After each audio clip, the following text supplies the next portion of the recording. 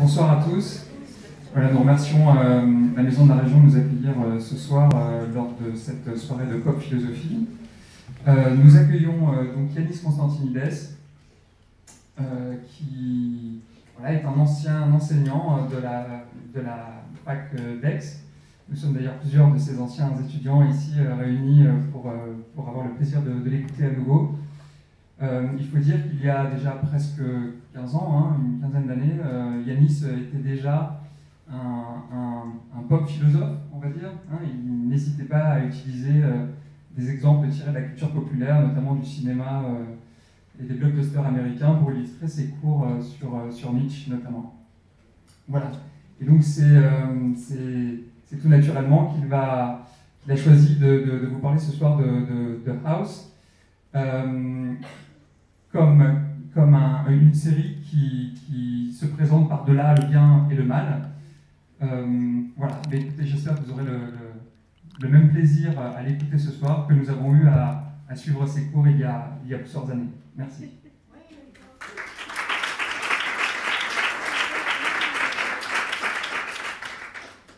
Merci Hugues, merci à tous les organisateurs, particulièrement Marion qui m'a chuchoté aujourd'hui toute la journée. Merci à vous tous d'être venus. Je suis très content effectivement de voir d'anciens collègues et d'anciens étudiants présents dans cette salle. Donc c'est la deuxième fois que je parle des séries télé ce mois, puisqu'à Bruxelles déjà au début du mois j'ai parlé d'autres séries télé, en évoquant rapidement Dr House. Bon, je suis même en train d'envisager de faire un livre, mais contre les séries télé, avec un ami qui les déteste. Bon, j'aurai quand même le gentil flic qui trouve quand même certaines atténuantes aux séries. Mais c'est vrai que, m'étant imposé là pour cette conférence, j'ai toujours pas fini la série en fait. J'avais fait déjà il y a 2 ans une conférence sur Dr House ici même à Marseille. À l'époque, j'en étais à la saison 7. Là, j'ai vu à peu près 20-25 épisodes. J'ai fait du binge-watching, comme on dit. Mais j'ai toujours pas fini la série. Il me reste 15 épisodes encore à voir. Ou à ne pas voir, je ne sais pas si je le verrai finalement. Mais après ce soir. Mais c'est vrai qu'en regardant ces 2 dernières saisons, je vais faire un petit quiz dans un instant pour voir votre connaissance de la série avant de commencer le thème. Mais en regardant un peu les 2 dernières saisons, je me rends compte que voilà, c'est une des lois des séries, comme je les appelle. C'est les séries s'essoufflent, même les meilleures, elles s'essoufflent un peu. Et par exemple, la série Dr House devient autoréférentielle. C'est-à-dire qu'à certains moments, on voit des personnages qui se représentent, qui incarnent des personnages qu'on a déjà vus dans la série. Il y a une sorte de Ouroboros, le serpent se mord la queue, on tourne un peu en rond. Bon, c'est dommage. Ça reste toujours aussi drôle. Je ne sais pas pour vous, si vous regardez la série ou si vous l'aimez, mais moi je trouve qu'on se désintéresse assez vite de l'intrigue médicale, proprement dite. Moi j'accroche pas à l'intrigue vraiment, malgré les effets spectaculaires, l'explication, etc. Mais ce qui est le plus important, le plus intéressant, c'est les petits dialogues. Les petits dialogues ironiques, les échanges de jeux de mots, de sarcasme, etc. Et puis les brèches béantes faites à l'éthique médicale. C'est ça le propos du jour, de montrer comment cette série-là a bousculé de manière géniale, je trouve, certains présupposés éthiques, alors qu'ils existent aux États-Unis depuis les années 70. L'éthique médicale naît dans les années 70 environ, en réaction à la technique médicale, de plus en plus déshumanisée.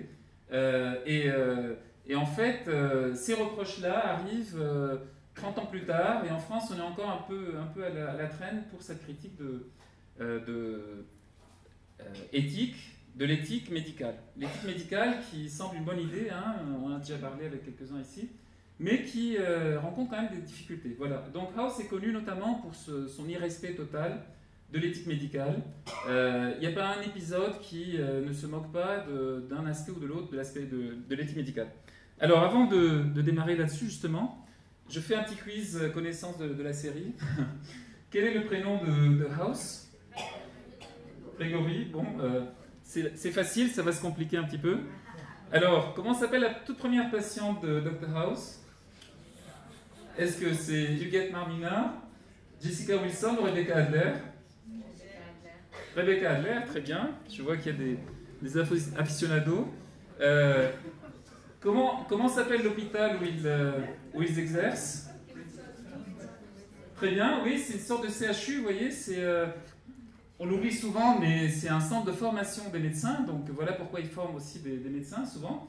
Voilà, donc c'est un hôpital qui n'existe pas en réalité. Bon, alors, dans la 7e saison, il y a un personnage, j'en parlerai tout à la fin, un personnage qui est un des plus intéressants, qui est l'étudiante de médecine qui tient tête à House, qui représente, elle, le règlement absolu. Comment s'appelle-t-elle? Saison 7? C'est pas elle? Bon, Juliazino est exclu, alors? C'est Martha Masters, bien sûr, Alison Cameron ayant disparu déjà à la saison 7. Elle incarnait le Caire. Alors, plus difficile peut-être, pour quelle raison House se trouve en prison au début de la dernière saison, si vous êtes allé jusque-là? Qu'est-ce qu'il a fait? Il a foncé en voiture, oui, c'est totalement gratuit. Il a foncé en voiture dans la salle à manger de Cuddy, qui vient de sortir avec un autre mec. Bon. Et donc, au début de la saison 8, vous savez, on lui dit, et si l'enfant était là, parce que Cuddy a une fille, vous savez, adoptive, qui s'appelle Rachel, qui a 3 ans, etc. Bon, et si la fille était là, il fait, j'ai vérifié les vendredis. Il a vérifié alors qu'il il a une crise de furie, n'est-ce pas? Il a vérifié, enfin, les vendredis, elle n'est pas là, la petite fille. Et il prétend qu'il les a vus passer dans la cuisine. C'est pour ça qu'il a foncé dans le living room. Mais bon, cette scène-là, elle est quand même assez décevante, je trouve, parce que les fins de saison de House sont très, très américaines, très téléphonées. À la fin de la saison 2, il se fait tirer dessus par un patient. Bon. À la fin de la saison 3, il vire tous les membres de son équipe pour les reprendre après, quasiment tous. Bon. Saison 5, ça c'est le plus absurde, j'en parlais tout à l'heure. Il se fait admettre lui-même volontairement dans un institut psychiatrique parce qu'il sent qu'il perd la boule. Bon. Saison 7, il fonce dans la salle à manger. Heureusement qu'il n'y a pas eu de saison 9 parce que, bon, je ne sais pas ce qu'il aurait fait de plus.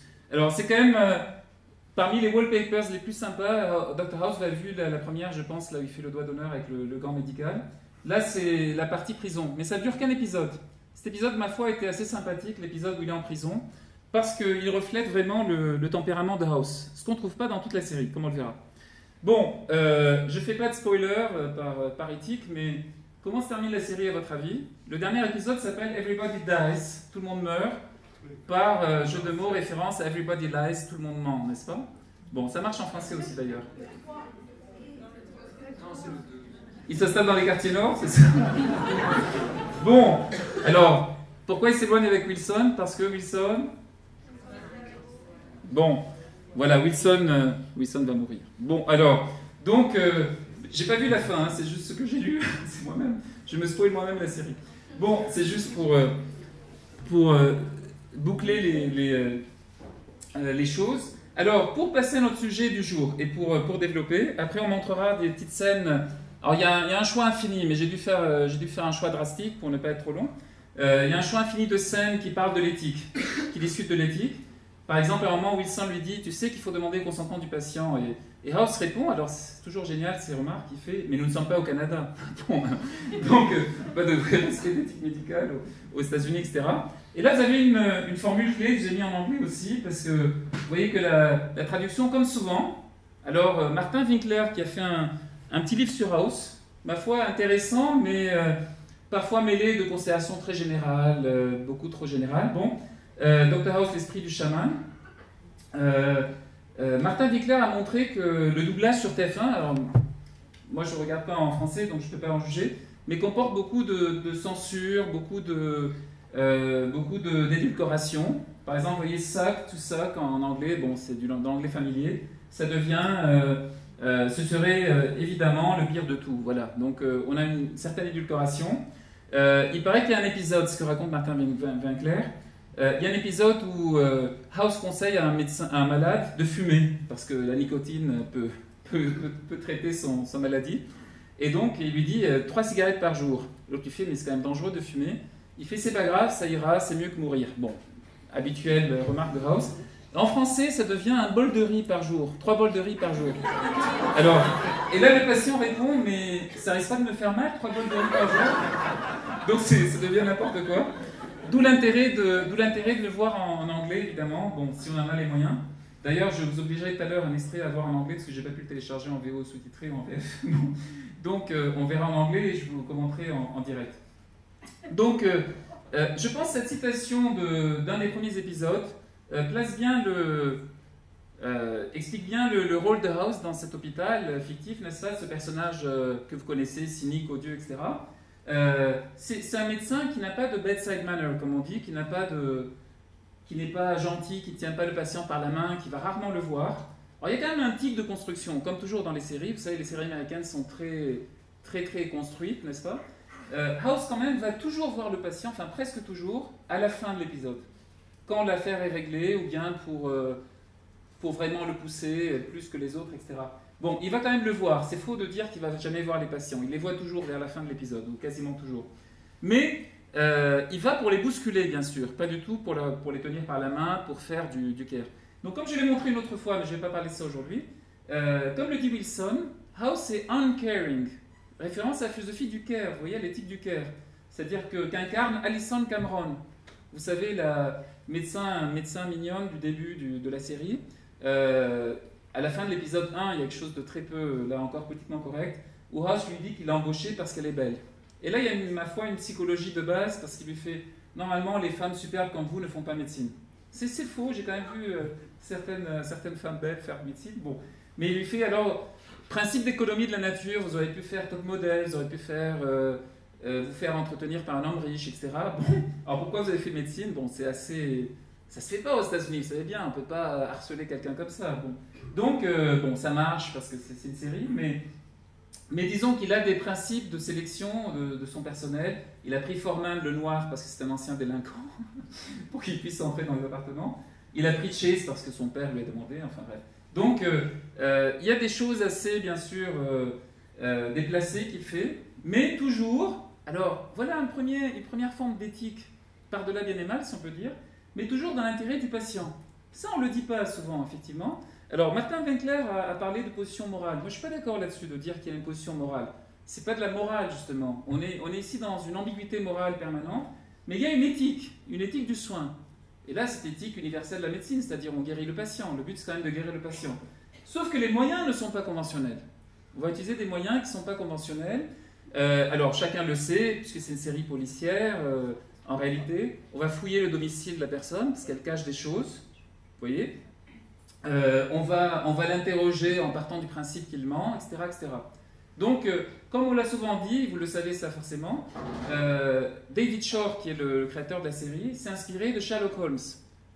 Et Wilson représente le Watson de House, n'est-ce pas? Donc, c'est une série policière dans un environnement médical. Alors ça, vous le savez, je ne pense pas, je l'ai moi-même appris en préparant cette conférence, mais dans la première version de David Shore, House n'était pas du tout médecin, il était plombier. Alors bon, il fait un diagnostic sur des tuyaux au début de la série, c'est absolument... Alors c'est magnifique, moi j'ai lu le script, vous le trouvez en ligne, c'est fabuleux ce script. Il est plombier, alors il interroge des gens qui sont déjà Cameron, Foreman, etc.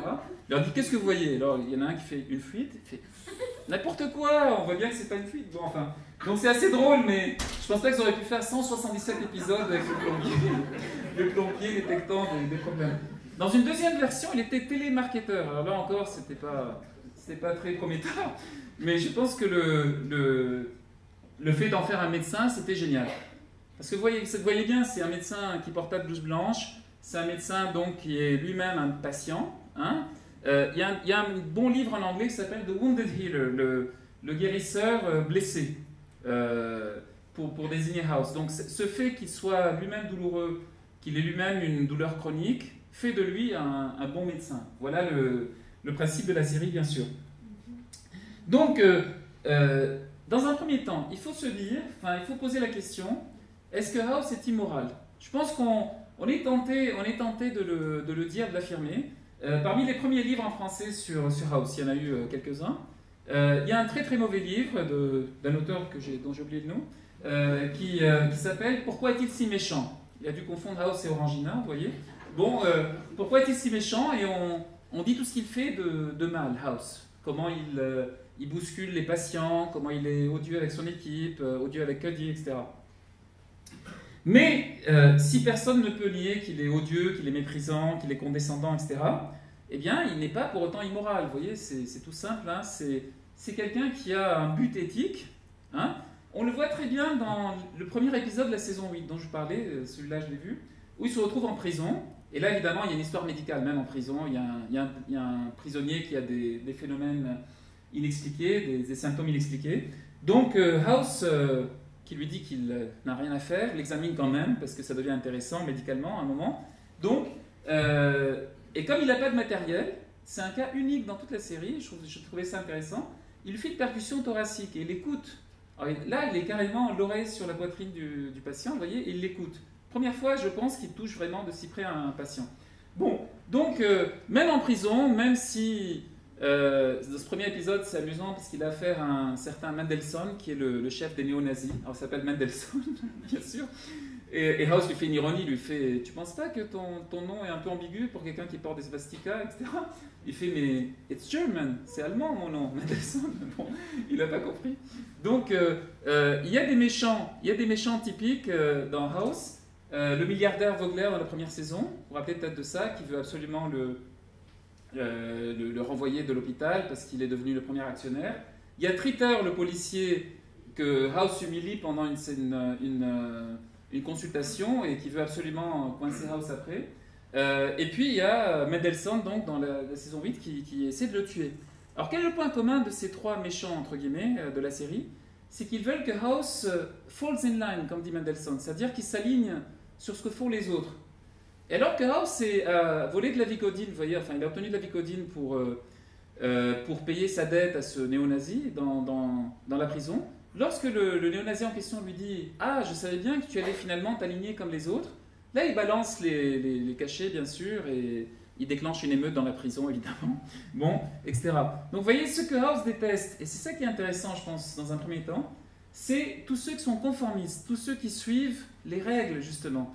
Alors les règles soi-disant éthiques, mais qui sont en fait des protocoles, vous voyez? Parce que l'éthique aujourd'hui, alors je suis dans une certaine schizophrénie aujourd'hui, parce que je suis formateur en éthique médicale, donc je ne tiens pas forcément ce discours quand je suis avec des soignants, bien entendu, on ne peut pas aussi librement parler de House, c'est la soirée détente, mais lorsqu'on parle à des soignants de bientraitance, certains connaissent peut-être ces termes-là, d'humanitude, d'être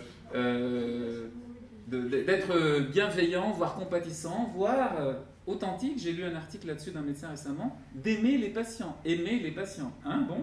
Donc, alors les soignants sont quand même un peu pris à rebrousse-poil, vous voyez, et se disent mais qu'est-ce que c'est que cette éthique-là où on demande en fait d'être des mères Teresa, etc. Donc, ce que House critique déjà, je trouve qu'on est dedans en France maintenant, c'est la protocolisation même de l'éthique. Vous voyez, même l'éthique est devenue un protocolaire aujourd'hui, c'est-à-dire il y a des règles éthiques à respecter, et c'est évalué quantitativement. Vous voyez, par exemple, on vous dira dans une maison de retraite, il y a un progrès en éthique parce que désormais, les soignants frappent avant d'entrer dans les chambres. Oui, mais ils frappent, ils ont tout de suite. Donc, est-ce que ça change quelque chose? Est-ce que ça change quelque chose au respect de l'éthique, vous voyez? Bon. Donc, vous voyez, on va comptabiliser le nombre de soignants qui frappent avant d'entrer. Et si on a un taux de satisfaction, si je puis dire, de 80%, on va supposer que la formation éthique a marché. C'est assez dérisoire, vous voyez? Bon. Donc, ce que House critique de manière plus ou moins subtile, parfois brutale, parfois plus subtile, c'est cette éthique sous forme de règles, de protocoles. On verra tout à l'heure que le personnage de Master, ce qui est pour moi le plus intéressant, parce que les autres personnages, alors on va peut-être pas être d'accord là-dessus, sont assez fallot quand même. Bon, c'est dû à la personnalité de Hugh Laurie, qui est un très bon acteur et qui écrase un peu le rôle, la série et tout. Mais tous les autres acteurs sont quand même... je trouve qu'il n'y a aucun qui... Enfin, à part Cuddy peut-être. Wilson, c'est un insupportable donneur de leçons. Il fait toujours la leçon à House, il moralise tout le temps. Bon, parfois il fait des blagues aussi, il est plus marrant, mais il est très très dans le rôle de la conscience morale de House, c'est assez agaçant. Bon. Et puis regardez Chase par exemple, qui à la fin de la série prend la place de House. Bon, pas de spoiler. Bon, est-ce que ce gars a la moindre épaisseur? Chase, le docteur australien? Zéro. Il y a un moment où ça frétille un peu quand il a un dictateur africain qu'il tue dans la série. Juste, voilà. C'est juste le moment où Chase n'est plus le playboy écervelé qu'il est par ailleurs. Mais franchement, ça n'a pas d'intérêt. Le pire, c'est Taub, le petit médecin, vous voyez, avec son histoire d'amour. Insupportable. C'est des scènes lame, comme on dit, vous savez, comme disent les commentateurs américains. C'est extrêmement lame, c'est agaçant au possible. Taub qui couche avec une infirmière, qui trompe sa femme, puis il trompe l'infirmière avec sa femme. Enfin, c'est n'importe quoi, c'est sans intérêt. Bon, et ça dilue la série dans des intrigues amoureuses dignes de Grey's Anatomy, mais pas de Dr House.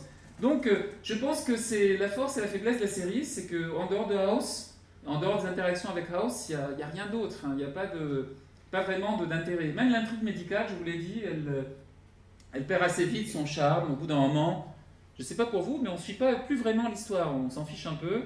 On regarde un petit peu ce qui se passe à côté. Hein. Bon.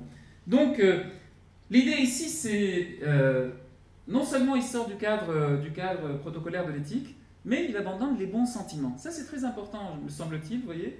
Il refuse toute forme de sentimentalisme dans le soin. Or, qu'est-ce qu'on constate aujourd'hui? Je vous le disais tout à l'heure avec le retour de l'amour, etc. C'est qu'on place le soin dans l'optique de l'affect, et d'un affect vraiment libéré, délivré et dégoulinant. Hein, bon, on place le soin dans l'optique, ce que j'appelle, c'est un concept qui m'est propre, le compas-soin, c'est-à-dire le soin compatissant, le soin totalement dégoulinant de bonnes intentions, etc. Or, encore une fois, est-ce que le patient, ou est-ce que tout patient demande cela, attend cela d'un médecin? Est-ce que ce n'est pas un symptôme finalement, alors n'ayons pas peur des grands mots, mais de quelque chose de civilisationnel, je dirais, c'est-à-dire le fait qu'aujourd'hui on attend des médecins, des soignants, l'humanité qu'on a perdue ailleurs. Vous comprenez? Il me semble qu'aujourd'hui, on a tendance à voir dans les médecins, les soignants, et eux-mêmes ont tendance à se donner ce rôle, et ça les fait souffrir et culpabiliser, bien sûr, les derniers remparts de l'humanité. L'humanité n'est plus devenue froide, impersonnelle par ailleurs, donc c'est eux qui doivent, comme ils sont des soignants, ils doivent être aussi compatissants, etc. Alors c'est l'intérêt, vous voyez, de casser cela. Vous avez vu les épisodes, alors bien sûr, il y a eu 177 épisodes, donc on a un petit peu tout tenté. Il y a un moment où il prend de la méthadone, donc il sort de la Vicodine, de son addiction, prend la méthadone qui le rend gentil. Alors, c'est un épisode qui s'appelle The Softer Side, le côté le plus doux du personnage. Et là, il devient gentil, et Wilson et Cuddy, c'est assez génial cette scène, se disent, mais il est forcément malade, parce que d'habitude, il n'est pas gentil, bien sûr. Et lui-même, il y a un autre épisode intéressant là-dessus qui s'appelle No More Mr. Nice Guy, il ne faut plus être gentil, où il tombe sur un patient qui est très gentil. On lui marche sur le pied, il fait attention, vous allez vous faire mal, vous risquez l'entorse, etc. Donc House dit il est malade, tumeur cérébrale, il faut tout de suite l'hospitaliser. Et là, les médecins sont étonnés parce que sur son fameux tableau blanc, vous savez, il met kindness. Comme symptôme, il met la gentillesse. Et ça, c'est un des points forts de la série, me semble-t-il. Quand on part de tous les bons sentiments, la gentillesse, l'altruisme, à un moment, il y a un épisode avec Michael Scofield, le type de Prison Break, parce qu'ils sont souvent... ils passent d'une série à l'autre, vous savez, les acteurs télé. Bon. Et là, c'est un type qui est très généreux, qui donne tout son argent, il a une start-up, il gagne beaucoup d'argent. Il donne tout son argent aux pauvres, aux gens, etc. À un moment, il entend dire à l'hôpital qu'une patiente va mourir faute de greffe du rein. Il dit « je vais lui donner un rein ». Il ne le connaît même pas. Et pour le tester, pour tester sa motivation, House lui envoie 13 qui fait vous savez, ils auraient pu me donner le rein à moi, j'ai Huntington, c'est grave et tout. Il fait pas de problème, je vous donne l'autre rein. Donc House se dit bon, il est définitivement cinglé. Donc la gentillesse, l'altruisme, le médecin humanitaire, il y a un épisode là-dessus, le médecin humanitaire très gentil, là encore. Tout ce qui est bon sentiment paraît du coup comme un symptôme. C'est intéressant, vous voyez, parce que pourquoi est-ce qu'on aurait encore des bons sentiments dans une société pareille? C'est l'idée, hein, c'est vraiment très bien fait.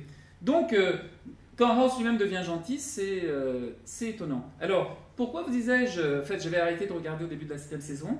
Parce qu'au début de la 7e saison, vous savez, l'irréparable survient, c'est-à-dire House couche avec Cuddy, donc rupture de la tension sexuelle, qui tue une série, fondamentalement, vous savez bien.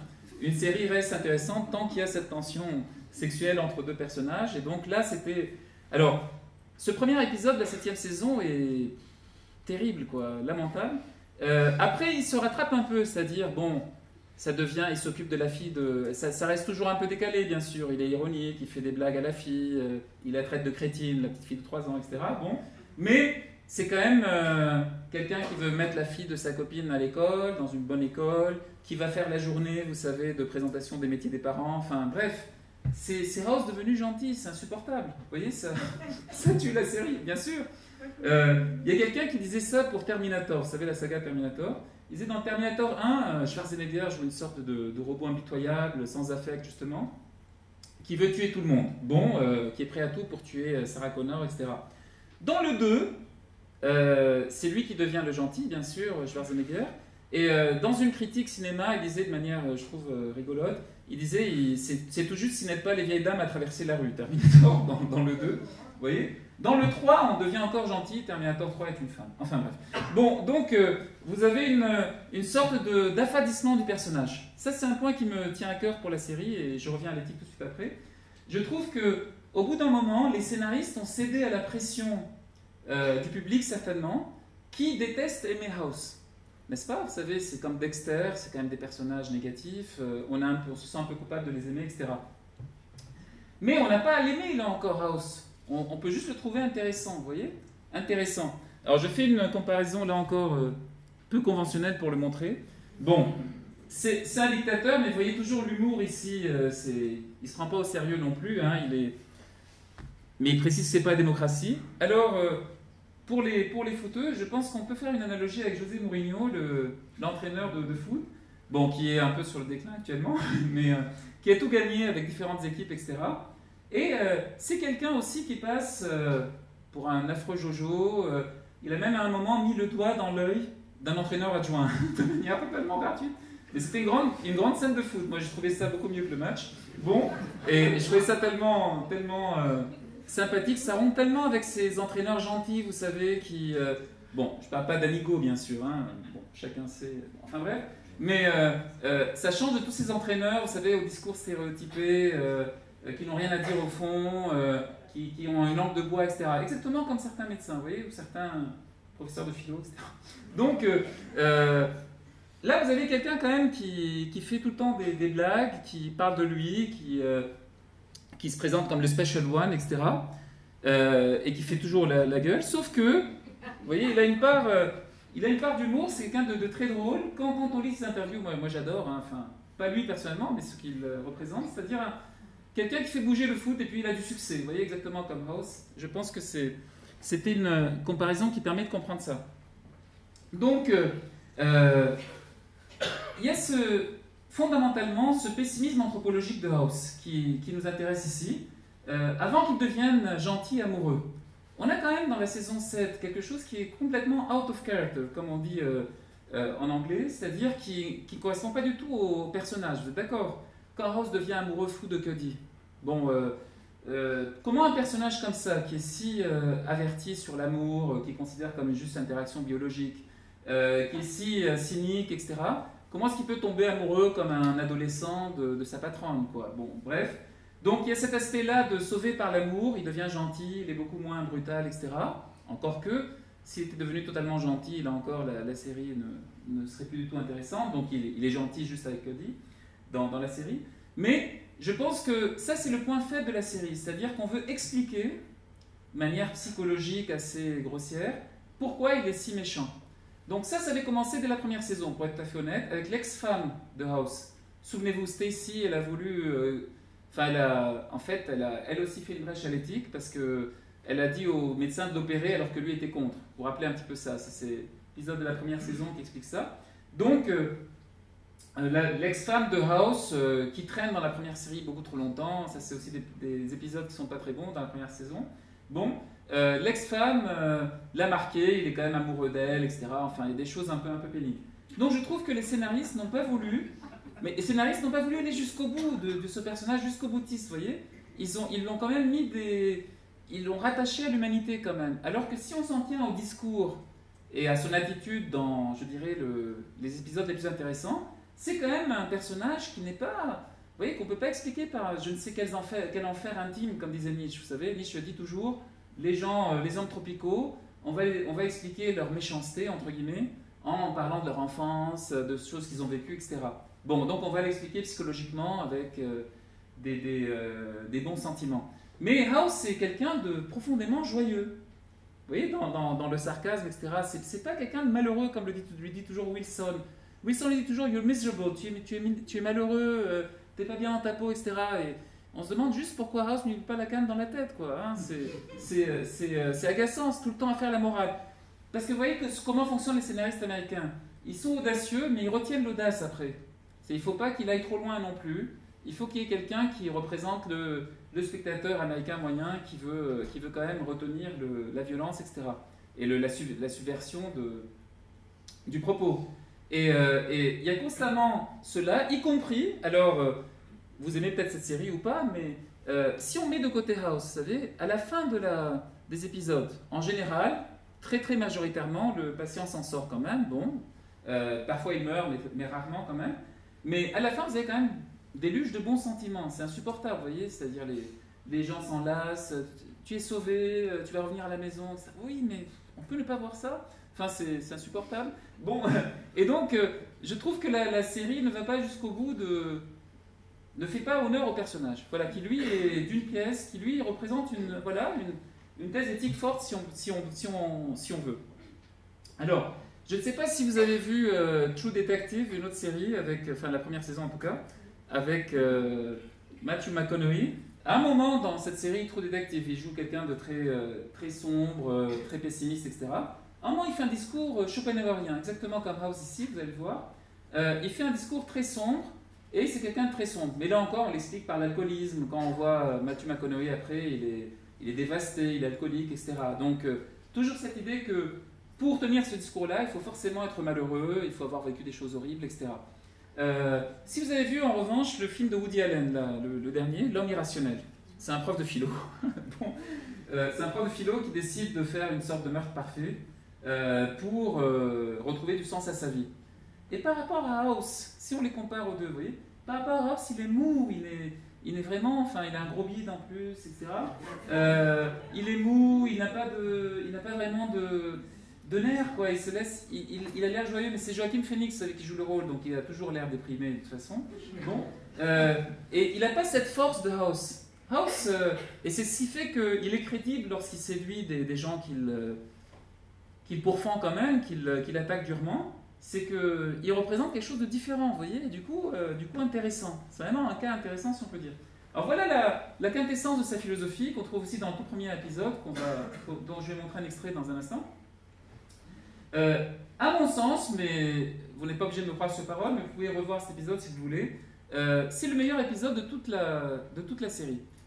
C'est l'histoire, alors ça commence différemment d'habitude. Oblige House, vous savez, à faire des consultes, parce qu'il essaie toujours de se dérober à ça, parce qu'il y a des gens qui ont le nez qui coule, ou à un moment, vous savez, il déboule dans la salle de consultation, il fait « je paye $50 pour tous ceux qui s'en vont sans demander un médecin ». Il y en a 15 qui acceptent quand même, qui prennent le billet, qui s'en vont. Hein. Après, une autre fois, ça je vais vous montrer la fin de cette scène, il entre dans la salle de consultation, et encore, il fait « qui a le nez qui coule ?» Alors il y en a 5-6 qui lèvent la main, il fait « dégagez ».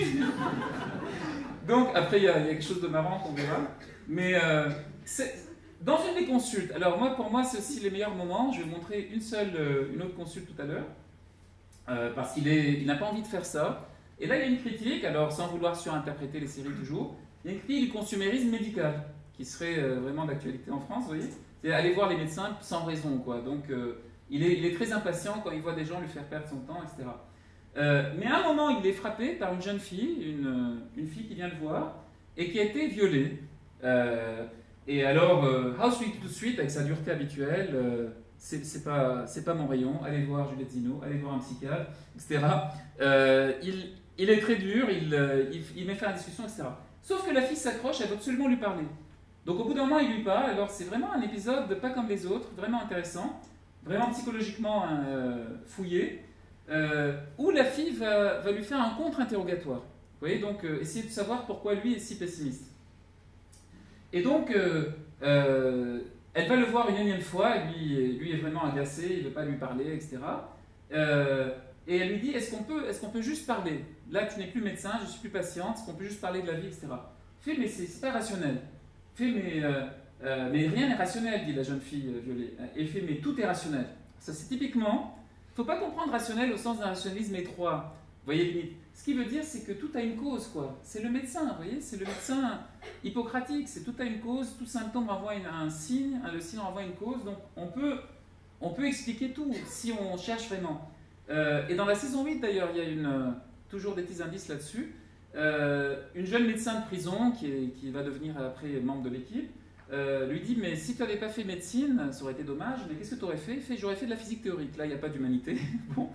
Et j'aurais essayé de résoudre le problème de la matière noire, dark matter, la matière sombre. J'aurais essayé de résoudre le problème de la physique. Bon, donc c'est cette idée que même si on n'a pas d'explication sur le moment même, on peut en trouver une. D'où une scène, alors pour moi une des scènes les plus dures de la télé, une scène de la première saison, une autopsie des bébés morts. Vous voyez, alors on ne les voit pas vraiment, bien sûr, en gros plan, bien entendu, hein, c'est pas les experts, mais il y a une sorte, la caméra s'éloigne pendant qu'il est en train de découper le premier bébé. Parce qu'il y a une épidémie à l'hôpital, il y a plusieurs bébés qui meurent, donc il n'a pas trouvé la cause, donc les bébés meurent, mais il cherche quand même la cause. Vous voyez, c'est-à-dire, c'est pas une question de sauver des vies, là, il faut juste comprendre ce qui s'est passé. Hein. Donc, elle me dit, voilà, le viol, c'est quelque chose de totalement absurde, est-ce que tu peux expliquer ça? Et là, il donne une explication, vous voyez, il lui donne une explication très schopenhauerienne. Nous sommes des animaux grossiers, égoïstes, qui rampent sur la Terre, vous voyez. Mais comme nous avons un cerveau, si on essaie vraiment durement, on peut arriver à une sorte de presque humanité, vous voyez. Donc vous avez cette idée forte qui fait qu'après, il ne va rien attendre des patients et rien attendre des autres, vous comprenez? C'est une éthique. Alors, ce n'est pas une éthique moralisatrice, bien sûr. C'est une éthique qui repose sur une vision du monde, comme chez Schopenhauer, par exemple, d'accord? Donc, là, elle essaye, c'est très instructif cette scène-là, elle essaie d'en savoir plus sur lui, mais il n'était rien arrivé de terrible. Alors, le spectateur sait qu'il est arrivé ce problème à la jambe, etc., qu'il souffre de douleurs chroniques, et là, il ne répond pas. Il est évasif et il met fin à la conversation, etc.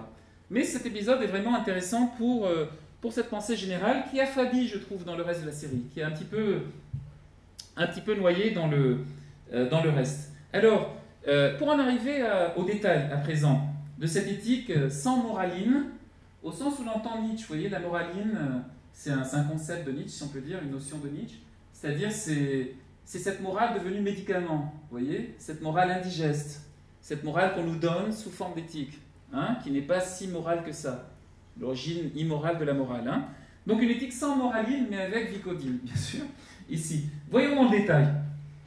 Alors, si on admet cette idée que l'humanité est surestimée, humanity is overrated, vous voyez, l'humanité est surestimée, que les gens ne sont pas si humains qu'ils le paraissent, etc., eh bien, le but c'est d'aller jusqu'au bout de la réflexion, de montrer que le sens de la vie n'est pas dans des consolations. Alors, première scène, elle est tirée, qu'on va voir, elle est tirée du pilote, tout simplement. Donc, qui s'appelle Rebecca Adler. Je vous le mets en français ou en anglais? Français? Bon, on peut le voir en français, ça je l'ai en français. Rebecca Adler pense, c'est une professeure des écoles, comme on dit aujourd'hui, une instite. Elle pense qu'elle va mourir. Elle pense qu'elle va mourir, donc House va la voir, comme je vous l'ai dit souvent. Il n'a pas encore la réponse, mais il va la trouver incessamment sous peu. Et là, il va... Alors là, c'est Chase, sa coiffure ridicule. Parce que vous n'avez pas de réponse. Qu'est-ce que ça peut vous faire ce que je pense, hein? Je suis un abruti. La seule chose qui... Ne me dites pas que ça vous ferait un choc. Alors. L'effort, c'est une loi de la nature. Écoutez, j'étais orange. On a été un peu gros si vous nous aidez pas. Qu'est-ce que j'ai fait? Science et responsable. Ah voilà, voilà. Une minute. Voilà, pardon, je me suis trompé de... Je suis le Dr House. J'y croyais plus. Vous êtes une idiote. C'est pas recommandé, hein, à l'hôpital. Vous avez un ver dans le cerveau. Ça n'est pas très agréable, mais si on ne fait rien, vous serez morte avant le week-end. Vous l'avez vu, ce verre, vous pouvez me le montrer. Quand vous irez mieux, je vous montrerai mes diplômes. Vous étiez sûr aussi que j'avais une vasculite. Résultat, je mets les couches et je ne marche plus. Qu'est-ce qui va m'apporter ce nouveau traitement? Je ne propose pas de vous traiter, je propose de vous guérir. Mais parce que je n'ai pas de preuve à l'appui, vous préférez mourir? Qu'est-ce que vous avez à la jambe? J'ai eu un infarctus. Une crise cardiaque? C'est ce qui se passe quand une partie du corps n'est plus irriguée. Quand ça arrive, au cœur, c'est une crise cardiaque, au poumon, une embolie pulmonaire. Au cerveau, un infarctus cérébral, moi c'est arrivé dans mes muscles de la cuisse. Qu'un traitement, il n'y avait rien à faire. Si, des tas de choses. Si on avait fait le bon diagnostic. Mais mon seul symptôme, c'est que je souffrais. Tout le monde n'a pas l'occasion de perdre un muscle comme ça. Vous avez cru mourir. J'ai espéré mourir. Vous vous êtes caché dans votre bureau et avez refusé de voir les patients parce que vous n'aimez pas la façon dont les gens vous regardent. Psychologie de Vous avez base. été floué par la vie et maintenant vous en voulez à la terre entière.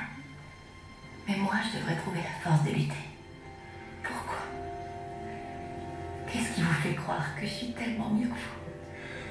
Vous avez peur de devenir comme moi? Je veux mourir avec un petit thé. Il n'y a pas de mort digne. Notre corps nous lâche parfois quand on a 90 ans, parfois avant même qu'on vienne au monde, mais ça arrive fatalement, il n'y a jamais de dignité là-dedans. Peu importe qu'on puisse marcher, voir ou se torcher les fesses tout seul, c'est toujours une horreur, toujours. On peut vivre dans la dignité, mais pas mourir.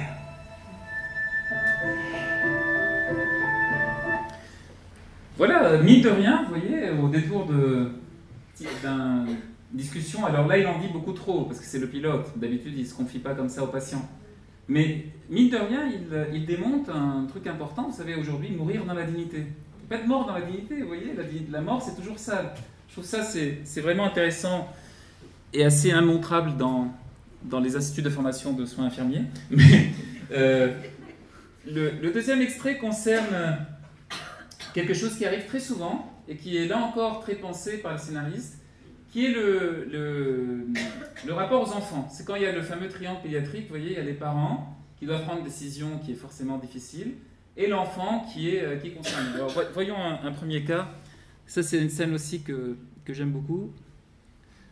Tac, tac.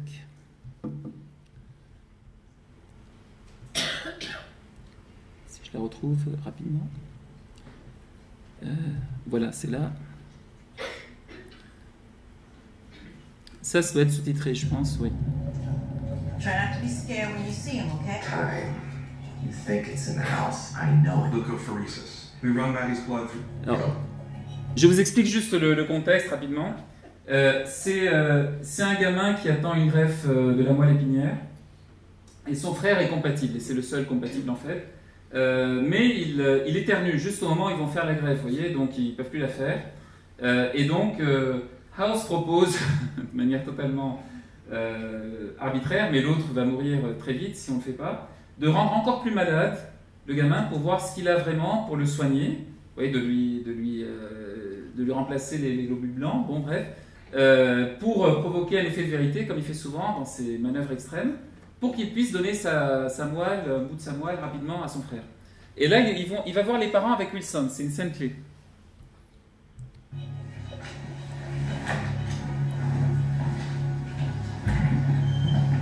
So, exactly how sick are you going to make Maddie?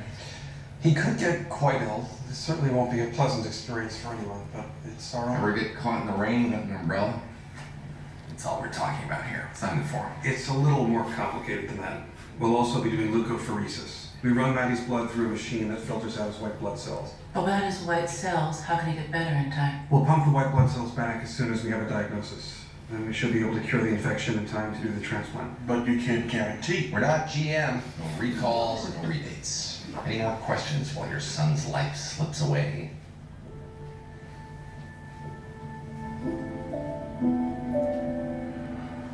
You really think we should do this? Yes. Sorry. You're a patient. You tell him. This is your family. It needs to be your decision.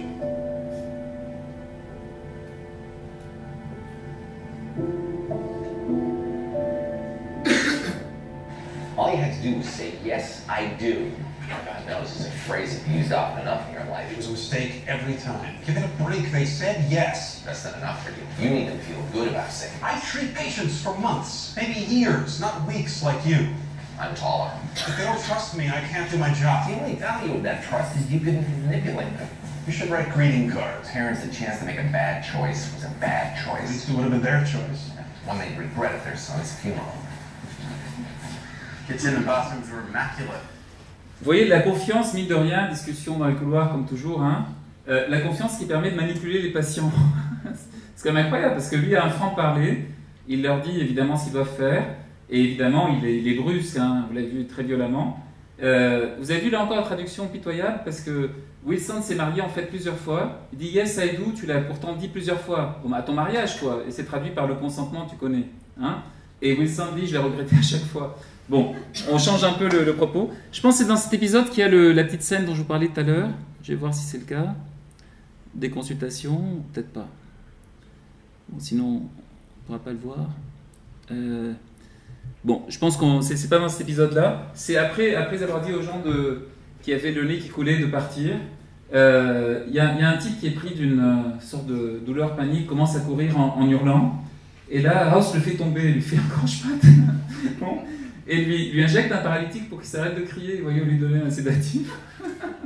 Bon, c'est effectivement, c'est extrême. Alors, dans le même exemple des parents et des enfants, une scène aussi très très intéressante, parce que pour moi beaucoup de choses se jouent là sur l'éthique, le point de vue sur l'éthique médicale. C'est dans la 7e saison, épisode 2. L'histoire c'est une jeune fille là encore qui a besoin d'une transplantation, et son frère, bon, il y a une variante ici qui lui est handicapé, qui a une espérance de vie de 10 ans, etc., qui a une maladie auto-immune. Bon, c'est le seul donneur compatible évidemment, mais s'il donne, alors je ne sais plus ce que c'était, un rein, s'il donne son rein à sa sœur, bien son espérance de vie déjà réduite va se réduire encore. Donc un choix impossible pour les parents, et que House va proposer quand même, bien sûr, au père. Alors là, il y a une scénette qu'on va voir avec les deux vieux qui est géniale aussi.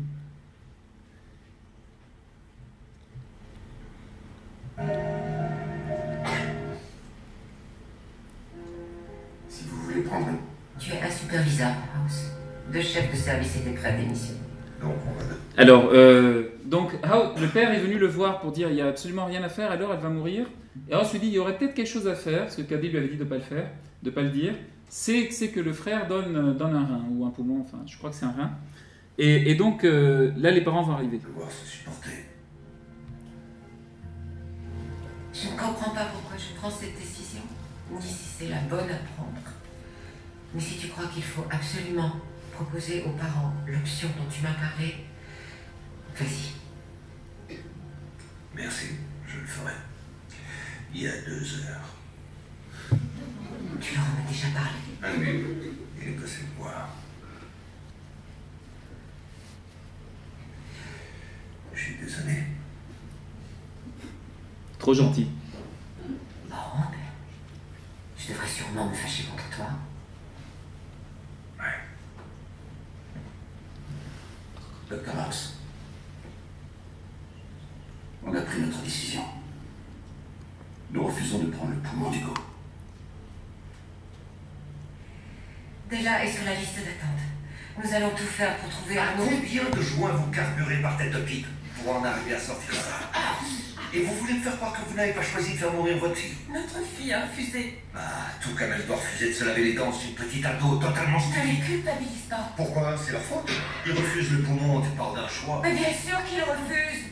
C'est un choix impossible que tu leur présentes. C'est la vie qui leur impose ce choix de merde. Et ils prennent l'option la plus merdique. Ils échangent des décennies de vie saine contre 4 ans de plus pour un gamin à roulette qui sera de plus en plus déglingué. Tu veux savoir la différence entre une décennie et une année? Leur fils est un être humain. Tu sais ce que c'est qu'un être humain, non? Chacun a sa propre valeur. Nous n'avons pas à décider de qui. C'est ce qu'on fait tous les jours, s'ils ont tous les deux besoin du même organe. Il a besoin de garder ce poumon et tu n'as pas à te prendre pour Dieu à coup de scalpel ou de... Ce discours a été balayé le jour où a eu lieu la première greffe d'organes. Le reste, c'est de la paperasserie. Au moins, là, on est sur ton terrain, dans ton domaine de compétence. Ah, moi, je pense qu'on est plutôt sur ton terrain. À brutaliser tes patients pour les forcer à prendre des décisions dénuées de tout sens moral. Hugo, mon chéri. Vous voulez pas t'entendre cette conversation? Hugo, s'il te plaît. Qu'est-ce qu'il va faire, Hugo? Il va donner son poumon, bien sûr. Et il y a une scène larmoyante que je vous épargne ici, juste après. Mais si vous avez suivi, alors ces dialogues, il faut les lire. Enfin, dans les scripts, c'est très écrit, c'est très intéressant. Elle lui dit, mais on n'est pas Dieu pour décider qui va vivre ou qui va mourir. Et pourtant, ce que fait la médecine aujourd'hui, elle décide qui vivra, qui mourra.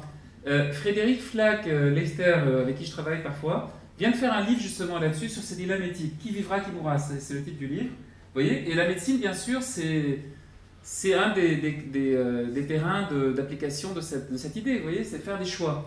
Et il lui dit aussi, le jour où on a fait la greffe d'organes, et c'est vrai, hein, eh bien, on est entré dans un mouvement technique qui est, on prend des décisions de vie ou de mort, vous voyez. On peut pas dire que maintenant on n'a plus de responsabilité de ce genre-là, vous voyez. Donc, après, vous le voyez, l'éthique ici, comme on a pu le dire, mais c'est un peu réducteur, mais c'est pas faux dans cet épisode-là.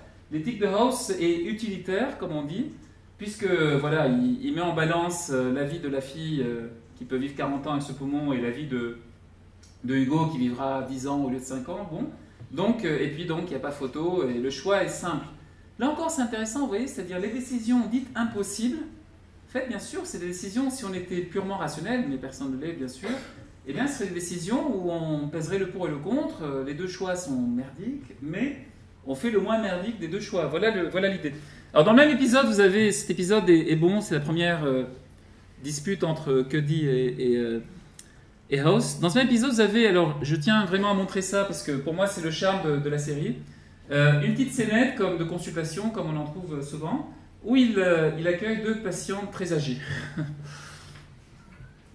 L'histoire avec Cuddy complique notre boulot à long terme. J'ai bien peur. Je ressens une profonde fatigue et une grande faiblesse. Et votre état n'a rien à voir avec le fait que vous venez d'avoir 102 ans. Il est fort comme un bœuf, je vous assure. Un bœuf de 102 ans. Il a des fourmis dans les pieds et les jambes. Je veux qu'on lui fasse une batterie de test. Carbone 14 C'est gentil de faire ça.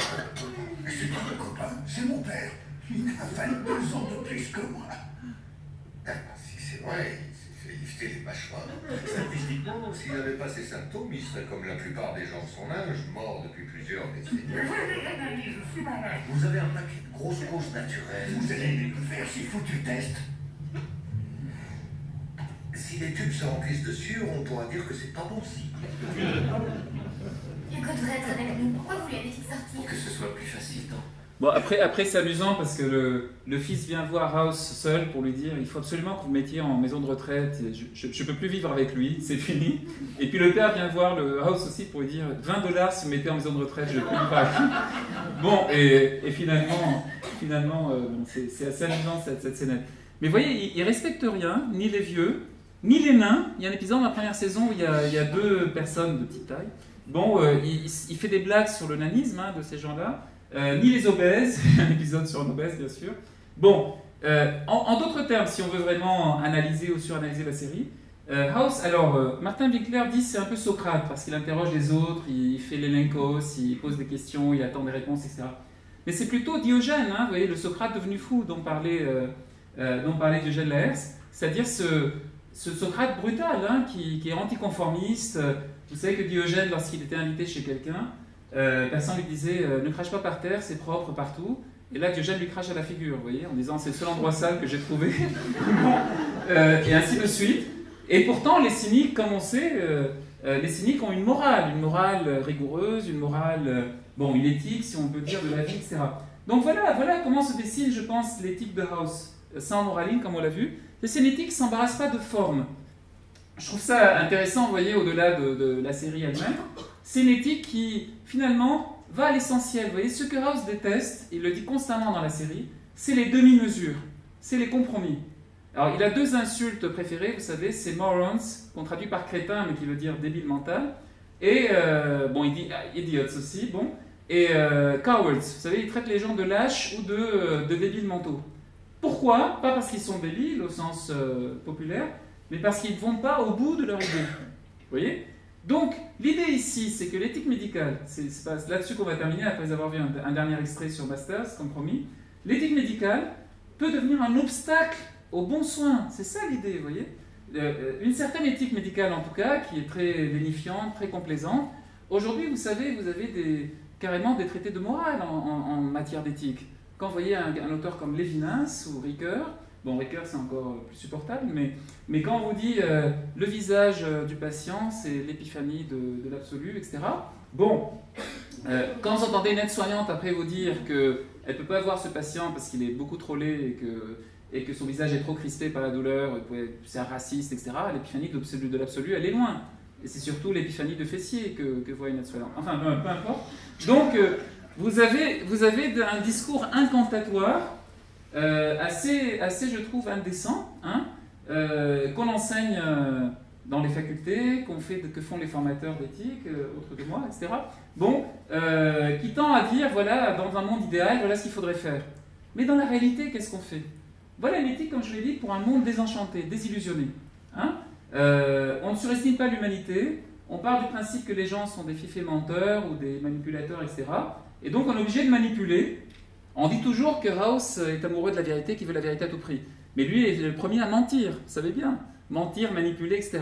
Donc en fait, par ses mensonges, ses manipulations, il oblige les autres à se découvrir. Vous voyez, il a cet effet révélateur. Alors, je pense que cela est le plus clair. On va rapidement terminer là-dessus. Cela est plus clair dans les épisodes qui font intervenir Martha Masters. J'ai vu qu'il y avait des spécialistes dans la salle. C'est une étudiante en médecine, c'est même pas un médecin. Vous voyez, c'est une jeune fille qui doit avoir 17-18 ans. L'actrice est géniale d'ailleurs. C'est une des plus convaincantes, je trouve, dans toutes les séries. Beaucoup plus que Chase ou Cameron ou d'autres. Et en fait, elle représente le règlement. Pas l'éthique au sens la morale absolue, mais le règlement, enfin l'éthique devenue un peu creuse, un peu plate. Elle apparaît dans environ 15 épisodes de la saison 7. Et House va évidemment l'obliger à mentir, enfin la pousser à mentir. Elle va longtemps lui résister. À la fin, elle va céder, c'est-à-dire qu'elle va mentir à une patiente pour son bien, pour le bien de la patiente.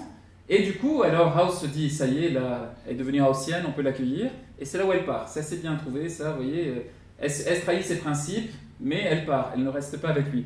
Bon, là, on va voir une scène du premier épisode où elle apparaît, la saison 7, épisode 6, si je le trouve rapidement. Alors, comme je vous l'ai dit, malheureusement, j'ai pas pu le trouver en VF ou en VO sous-titré, mais je vais vous traduire. Alors, dans 5 minutes. Donc, il faut savoir simplement que Deal a lui imposé cette étudiante en médecine. Donc évidemment, House va lui faire un accueil mémorable qui se poursuit ici. Il a commencé un peu plus tôt. He's temporarily paralyzed, but is regaining mobility and speech. So what causes rash, liver failure, clots, and the uncontrollable urge to rat out your coworkers? Oh no, wait, that last one was you, not the patient. I wasn't trying to rat. I was clearly trying to honor my ethical obligation. Portal vein thrombosis could be caused by Wilson's disease. Hooray! Lobster cherry, diagnostically speaking. Unfortunately, first time always sucks. Pitch doesn't make any sense. Do this. Je ne sais pas si vous comprenez. You lost your cherry. Tu as été défloré, médicalement parlant. Bon, il dit. Mais en fait, ce qu'elle a fait, c'est que Foreman et Todd, je crois, ont fait une fouille au domicile du patient, comme toujours. Et elle a refusé de s'associer à ça parce que c'est pas éthique. Elle a même dénoncé auprès de Cuddy ou d'un autre. Bon. Et donc, il lui dit c'est pas bien de dénoncer les autres. Et il lui demande un diagnostic pour voir si elle est médicalement au point. Et c'est là où ça devient intéressant. You're obviously brilliant. Why would you hide your mind? I was brainstorming. I'm not talking about your stupid ideas about the patient. I mean your stupid ideas about morality. My stupid ideas are what most doctors consider rules for professional conduct. What about a neuroendocrine tumor? Not without diminished mental capacity, loss of judgment. Disseminated intravascular coagulation, however, fits. Rules are just helpful guidelines for stupid people who can't make up their own mind. You obviously don't fit into that category, so why put yourself there? Masters is right about a neuroendocrine tumor. Because, yes, Dugan has had loss of judgment. He made this totally inflammatory anti-immigration campaign commercial for Anderson. It just got leaked online. You're arguing Dugan's politics are signing he's mentally compromised? No, his tactics. He's most likely the one who leaked it, and all the commentators are saying Anderson will catch a major backlash. And honesty is a great idea, until your patient asks for distended abdomen makes her look fat. House, I hate to interrupt your ethics debate, but we have two solid ideas on the table. Alors, vous avez vu, il y a une troisième petite séquence la plus intéressante après. Et vous avez vu ce qui s'est passé là. Ils sont en train de discuter de diagnostic. Lui, il n'y prête aucune attention. Et il se concentre sur son comportement à elle. Il dit tu es brillante. Alors, c'est une étudiante surdouée, etc. Elle connaît la médecine. presque aussi bien que House. Mais il dit, mais je comprends pas tes idées morales à la con. Oui. Et je comprends pas pourquoi c'est si important pour toi de dire la vérité aux patients. Parce que dans cet épisode-là, elle dit à un moment, alors pour tous ceux qui disent que House est défenseur d'autonomie, c'est complètement absurde, parce qu'il lui dit à un moment, il y a deux options pour ce patient qui est un politicien, et on va lui rendre la monnaie de sa pièce, donc on va lui mentir, soit l'opérer, mais évidemment il ne va pas vouloir, soit lui donner des médicaments. Donc il dit à Masters d'aller voir le patient pour lui dire, il n'y a qu'une seule option, prendre l'opération. Et elle, bien sûr, elle n'accepte pas parce qu'elle est morale et tout. Et lui dit, mais si tu lui donnes les deux options, il va bien sûr prendre l'option médicament qui est moins bonne. C'est ce qu'il fait, évidemment. Et là, il lui reproche de ne pas lui avoir menti. Vous voyez, c'est intéressant ce renversement, parce qu'il est en train de la gronder, lui faire la morale pour être morale. Vous comprenez? Parce qu'elle est morale. Donc il est en train de lui faire une leçon d'éthique appliquée, si je puis dire, à la vraie humanité, par rapport à l'éthique formelle. Parce que Masters, bon, ça c'est un peu trop accentué dans la série, je dis cette ficelle grossière, mais Masters, c'est une fille qui n'a pas de copains, qui a fait que de la médecine, à 13 ans, elle était en fac de médecine, etc. Vous voyez? Donc elle est très règlement, etc. Et elle est un peu neuve pour le monde, elle est inadaptée. Donc voilà, il y a cet aspect-là, mais lui, il va lui faire une leçon de réalité, vous voyez? Alors voyons la fin, rapidement, et on pourra conclure aussi. D-dimer, fibrinogen for DIC.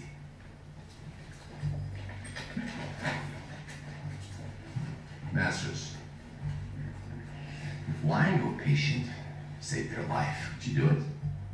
No. That's a lie. If your grandma gave you a really crappy tea cozy for Christmas, did you tell her you liked it? Yes, but that's different. So you lie when it doesn't matter, but you won't when it does. How'd you get so screwed up? How did you get so screwed up? Comment tu peux avoir l'esprit aussi tordu? Parce qu'il lui dit, si tu devais mentir à un patient pour sauver sa vie, est-ce que tu le ferais? Sans hésiter un instant, il lui dit non, je ne mentirais pas. Vous voyez, elle est kantienne, quoi, n'est-ce pas? Et lui dit, et si ta grand-mère t'offre un tricot à Noël, est-ce que tu vas dire que tu l'aimes alors qu'il est terrible? Elle dit oui, bien sûr, mais c'est pas la même chose. Il dit donc, tu mentirais quand c'est pas important et tu mentirais pas quand c'est essentiel. Vous voyez? Donc tu as l'esprit tordu. Donc vous voyez, c'est intéressant cette idée pour montrer les limites de l'éthique incantatoire. Moi, je ne fais plus comme tous les profs terminales, vous savez, quand on fait le mensonge selon Kant, de parler des nazis, d'Anne Frank, etc. Bref, est-ce qu'on dénoncerait Anne Frank? Bon, mais je passe ce passage-là, vous voyez, parce que c'est là où on voit que les petits mensonges, white lies, on dit en anglais, vous voyez, les petits mensonges sans importance, eh bien, on ne les considère pas comme des mensonges, bien sûr, et après, on va mettre le paquet sur des mensonges qui sont peut-être plus importants. Alors, pour conclure rapidement, on pourrait montrer beaucoup d'autres passages, évidemment, mais pour conclure, vous voyez, il y a bien une éthique qui se dessine, hein, mais je pense que ce n'est pas une morale, hein, on est d'accord là-dessus. Il y a bien une éthique qui se dessine derrière ce personnage, qui a aussi des variations dans la série qui ne sont pas tout à fait conformes à ce rôle-là. Une éthique sans concession, vous voyez, une éthique absolument jusqu'au boutiste. Moi, je trouve que ce qui est constant dans la série, ce qui est intéressant, c'est cette idée de jusqu'au boutisme. Il va jusqu'au bout de ses idées, même si ça doit lui nuire à lui aussi. Il y a une scène assez glauque, mais intéressante, où il s'opère lui-même. Vous savez, il a pris une sorte de traitement pour les rats, et il a des cancers qui se développent. Donc il se met dans sa baignoire, il s'anesthésie la jambe, et il commence à s'opérer lui-même, à enlever les nodules lui-même. Bon, c'est pas très réaliste, mais c'est symptomatique du bonhomme. Donc, il y a cette idée qu'il ne se ménage pas, c'est parce qu'il ne se ménage pas qu'il ne ménage pas les autres. Vous voyez, cette idée très socratique, là encore, très cynique de quelqu'un qui est tout à fait cohérent dans ses actions par rapport à ce qu'il dit. Donc, il n'a pas ce double langage propre à beaucoup d'éthiciens ou de professeurs d'éthique, si on peut dire. Hein. Donc, je pense que, pour finir, ce que dénonce ici House, dans la série, dans l'essentiel de la série, c'est ce que Frédéric Schifter, un prof de philo original, appelait le bluff éthique. Le bluff comme au poker, vous voyez, c'est-à-dire aujourd'hui le fait qu'on brandisse l'éthique partout, l'éthique des affaires, l'éthique de l'entreprise, l'éthique médicale, etc., qu'on la brandisse comme un alibi, comme une manière finalement de détourner l'attention. Donc, l'éthique, cette éthique qui est un peu sans nerfs, qui est tout à fait hypocrite souvent, ou en tout cas inapplicable, et donc une simple feuille de vie morale. Vous voyez, c'est ça, je pense, le cœur de la dénonciation, de montrer que cette éthique-là, Et là, je fais une référence à un texte qui n'est pas très connu, d'Ivan Illich, qui a écrit ce livre fameux, Némésis médicale. Il a fait en 87, donc très tôt, vous voyez. L'éthique médicale avait 10 ans ou 15 ans à l'époque. Il fait un appel pour déboulonner la bioéthique. C'est intéressant, parce qu'aujourd'hui, la bioéthique est installée et personne ne la conteste plus. Mais il nous dit l'éthique médicale est un oxymore, comme le sexe sans risque ou la protection nucléaire, le renseignement militaire, vous voyez. C'est une contradiction dans les termes, parce que ça veut dire que c'est pour se donner bonne conscience. Et là, vous avez une phrase géniale d'Ivan Illich qui dit que ça consiste à créer une apparence de choix moral dans un contexte foncièrement immoral, celui de la technique. D'accord? Alors, je n'ai pas le temps de développer, mais si on reprend l'exemple de la greffe d'organes, comme vous le savez, bon, les critères de répartition des organes, qui sont peu nombreux, vous le savez, situation de pénurie, etc., diffèrent selon les pays, bien sûr. Aux États-Unis, ils sont en train de discuter aujourd'hui, toujours dans leur éthique décomplexée, de savoir si on va donner, par exemple, un foie à un alcoolique. Bon, en général, les gens qui ont besoin d'un autre foie, c'est les alcooliques, mais on va dire que quelqu'un qui a bousillé son foie, est-ce qu'on va lui donner un autre foie? Ou est-ce qu'on va le donner plutôt à une dame qui est, par exemple, mère de famille, qui a 3 enfants et qui, elle, a juste un symptôme hépatique quelconque qui nécessite ça. Donc, vous voyez, on va entrer dans ce genre de détails d'éthique beaucoup plus utilitariste. Alors qu'en France, on est inscrit sur une liste. Bon, il y a des super urgences, il y a des gens qui ont un besoin très très urgent, ils vont court-circuiter les autres. On est inscrit sur des listes selon des critères assez formels, assez vagues finalement. C'est voilà, on va refuser de choisir entre les patients à qui on va donner les organes. On pourrait éventuellement regreffer quelqu'un si jamais on a un deuxième foie, etc. Donc, il y a ici une médecine idéale qui sert de compensation, vous le voyez bien, à des possibilités techniques inouïes.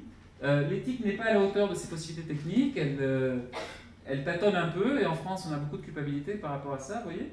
Donc, on va se donner artificiellement cette apparence de choix moral, alors qu'on fait un choix qui est neutre, en fait, qui est un non-choix, souvent, vous voyez, entre deux mauvaises possibilités. On va refuser de choisir. Vous voyez, quand on refuse de réfléchir à la répartition des organes, il y a un seul critère, vous le savez peut-être, qui est hypocrite, parce que scientifiquement on l'établit, c'est qu'on ne va pas greffer des gens de plus de 85 ans.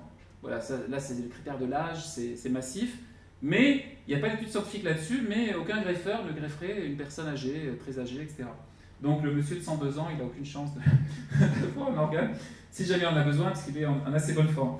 Donc, je termine pour laisser un peu de place quand même à la discussion. En fait, il y a un épisode qui s'appelle le rasoir d'Occam, mais là on a une sorte de rasage intégral de l'éthique réduite à l'essentiel, c'est-à-dire à ces choix faits dans l'urgence. C'est l'essence même de la médecine, vous voyez, ces choix faits dans l'urgence sur des questions impossibles, dans l'incertitude, par rapport aux résultats, vous voyez. Et là, évidemment, la morale massive avec ses gros sabots n'a pas sa place. Voilà, je m'arrête là, je vous remercie. Un peu plus d'1 heure.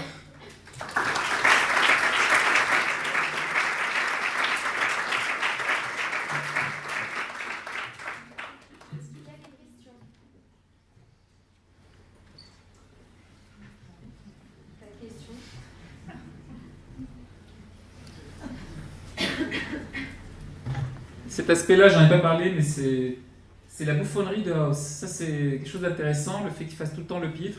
Et évidemment, Wilson et Cody lui disent t'es un enfant, t'es un ado, t'es totalement idiot, des blagues de potache, etc.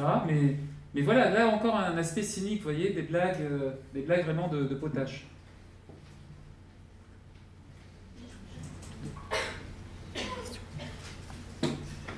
Merci.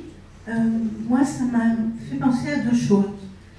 La première, c'est que quand je suis allée en Chine, on m'a raconté, enfin le guide chinois qui était là, nous a raconté qu'en Chine, les médecins n'étaient payés que s'ils guérissaient le malade. C'est intéressant. Et la deuxième chose, c'est que pour moi, je pense que la médecine, c'est pas vraiment une science, c'est un art. Oui, bien sûr. Alors, en Chine, on prélève aussi des organes sur les condamnés à mort, sans leur consentement, bien entendu. Bon, mais par ailleurs, en Chine, pour ne pas toujours accabler les Chinois, en Chine, on le fait sérieusement désormais, paraît-il, mais on a vraiment associé la médecine traditionnelle, la médecine chinoise traditionnelle, à la médecine contemporaine. Donc il y a un frein, je dirais une éthique traditionnelle, qui freine un peu la médecine technique, qui est en train de se développer beaucoup là-bas aussi. La médecine est un art, bien sûr, Ce qu'on oublie aujourd'hui, surtout avec le développement de la médecine fondée sur les preuves, le evidence-based medicine, on oublie que, comme disait Canguilhem déjà en 1944, que la médecine, en 1943, la médecine est un art au carrefour de plusieurs sciences. C'est-à-dire qu'elle s'appuie sur des sciences plus ou moins exactes, mais que la médecine reste un art. Pourquoi? Pour une raison très simple, disait Canguilhem, qui ne changera jamais. C'est pas que la médecine sera un jour une science exacte, c'est qu'elle a affaire à la subjectivité. Donc on ne pourra jamais avoir une science médicale. Une science médicale au sens de science exacte. Mais il y a une tentation. Alors, moi je le vois beaucoup, travaillant beaucoup avec les médecins, je vois beaucoup cette tentation d'esquiver les discussions sur la subjectivité et sur l'éthique en se repliant sur le côté scientifique. Par exemple, en cancérologie, c'est flagrant. Vous avez souvent, enfin moi ça m'est arrivé personnellement, beaucoup de fois que les oncologues sortent de la réunion d'éthique en claquant la porte, en disant on perd notre temps, c'est quoi ces bavardages, etc. Ça ne les concerne pas. Donc on se dit c'est quand même étonnant, parce que l'éthique c'est pas un luxe, c'est consubstantiel aux soins, hein, l'éthique. Enfin après il faut définir l'éthique comme on l'a vu, mais voilà, c'est que on a dû quand même, et c'est ça qui est paradoxal, et cette série répond à ça je pense, on a dû quand même greffer de l'éthique sur une certaine médecine à un moment, qui devenait ultra scientifique, ultra technique. Alors à ce propos, bon j'en ai pas du tout parlé, parce qu'on ne peut pas parler de tout, mais il y a une ambiguïté vis-à-vis de la technique d'un house. C'est-à-dire qu'il recourt massivement à la technique, des tests onéreux en plus, IRM, PET scan, etc. Et en même temps, quand la machine ne lui donne pas le résultat escompté, il le met en doute. C'est-à-dire il est à la fois un médecin, un clinicien au sens ancien, hein, il se fie à son flair, à la clinique, et en même temps c'est un médecin très contemporain, il y a une sorte d'ambiguïté vis-à-vis de la technique. Mais le dernier mot revient justement au rapport au patient, quoi qu'on en dise. Il y a un rapport au patient qui est fondamental, qui est justement comprendre leur motivation, comprendre ce qu'ils ont fait. Puis il y a des scènes marrantes, dans un épisode de la première saison, il y a une bonne sœur qui arrive, et on n'arrive pas à trouver son problème, et en fait, ce qui cause ces maladies, c'est un stérilet en forme de croix, qu'on a oublié depuis des années. Alors, bon, on se dit, c'est quand même impossible de ne pas voir à la radio au début le stérilet, hein, on attend 43 minutes pour le trouver, mais bon, il y a des choses intéressantes comme ça pour montrer que parfois, ils cherchent des solutions très très complexes à des cas très simples. C'est-à-dire, il y a un épisode comme ça où il y avait juste un orteil qui était gelé par le froid, qui causait d'autres symptômes, mais comme la dame avait gardé ses chaussettes, on n'avait pas vu l'orteil. Donc voilà, on passe 40 minutes à chercher, et à la rendre plus malade encore avant de trouver la cause. Donc je trouve que dans la série, vous avez ce rapport intéressant à la technique, c'est-à-dire comment se passait la technique médicale aujourd'hui. Qui se priverait des moyens actuels, et en même temps, est-ce que c'est la panacée? Je vous raconte juste une anecdote d'un congrès de radiologie auquel j'ai participé au Liban il y a un mois. Il y avait un médecin, alors très sympathique au demeurant, mais qui présentait une nouvelle machine, alors avec un nom anglais fabuleux, Speed of Light ou un truc comme ça, bon, qui faisait des coupes millimétrées du cancer à 2 mm au lieu de 4 mm. Bon, franchement, vous ne voyez pas l'intérêt, mais il avait des images et tout, il disait voilà, c'est la haute définition. Alors, on était comme à la télé, vous voyez, haute définition, on voit les choses beaucoup mieux. Ce qui était une simple tâche en 4 mm, là on la voit clairement et tout. Et là, il y a un autre médecin qui intervient, j'ai même pas eu à parler, vous voyez, médecin qui intervient qui fait oui, mais on va voir plein de choses qu'on ne saura pas interpréter, et qu'est-ce qu'on en fait de tous ces trucs-là? On va opérer juste pour voir, voilà. Et donc il y a eu un conflit, enfin ils se sont bagarrés, c'était intéressant, quoi, parce que il y avait les deux tendances, aller toujours plus loin dans la technique en pensant que c'est la solution, et puis quelqu'un qui disait oui, mais attention, la technique nous amène de nouveaux problèmes, éthiques, mais aussi diagnostiques, hein, interprétatifs, qui n'ont pas de solution. Donc voilà, ça reste un art, évidemment. Oui, merci pour cette brillante présentation de cette série. Je voudrais vous interroger juste sur 2 points. Concernant cette série et son rapport à la société américaine. Le dernier exemple que vous avez donné renvoie à des choses qui excèdent la question de l'éthique médicale, que l'on trouverait dans la théorie de la justice, par exemple de Rawls, etc., et la différence entre, en tout cas la France, pour ne pas dire certains autres pays européens et les États-Unis, entre la question de l'égalité et la question de l'équité. Le dernier exemple montre que, en fait, pour la greffe de foie, on va décider en fonction de la gravité du cas. sans tenir compte du fait que l'alcoolique a une cirrhose épouvantable parce que c'est un impénitent buveur et qu'il s'est foutu en l'air le foie. Et sans tenir compte du fait que si on lui greffe un nouveau foie, il recommencera peut-être d'ailleurs à se le bousiller, même s'il va chez les alcooliques anonymes. Et qu'on ferait mieux, évidemment, de le donner à une mère de famille qui a d'abord des enfants dont elle doit s'occuper, etc., etc.